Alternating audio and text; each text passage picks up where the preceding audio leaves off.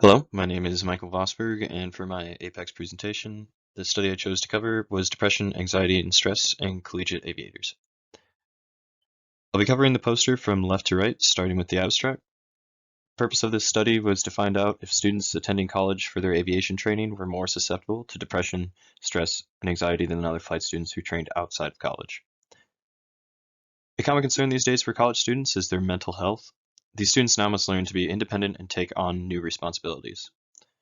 Not all students can cope with this new experience and find themselves slipping towards depression, anxiety, and/or stress. Once these mental illnesses set in, students' grades decline, and students might find themselves struggling with substance abuse. The methodology that this study used was a self-reporting system called the DAS-21. The survey used a 4-point scale where the answers would range from never to almost always. The scores would be totaled for the depression, anxiety, and stress categories. Then those scores are compared to the DAS-21 score range. This range is shown in the middle of the poster. All three categories have different ranges, so scores in one category cannot be compared to another category. Self-reporting has been known to receive some over-exaggerated or dishonest responses, but this is one of the best methods to diagnose these mental illnesses. For the case of this study, diagnosis is not the intention, rather it is testing if the participants feel that these issues are affecting their daily lives. Some discussions the authors had about this study was that most of the students reported the same scores as one another.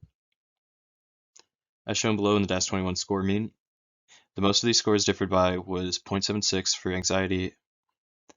A potential answer for this could be that all the participants are students. Even though the non-collegiate flight students are not attending college, they are still dealing with their own responsibilities and obligations. Another potential reason for the similar results could be that the pilots often have a pilot personality, so to say. Pilots have been found to have more of a hardened personality and are more resilient to developing depression, anxiety, and stress. The results of the study showed that the students all scored similarly on the DAS-21 survey.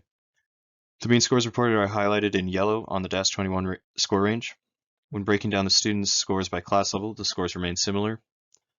The highest scores received were in the stress category, but these scores still fall under the normal range for this category.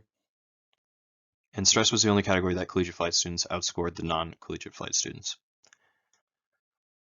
As per conclusions on this study, while the scores were similar, there were some interesting results. Non-collegiate flight students reported higher scores in depression and anxiety, the largest difference being displayed in the anxiety category.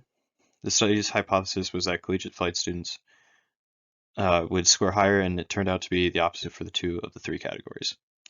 However, it is important to note that these scores still ended up in the mild range for the depression and anxiety scores, and normal range for the stress category.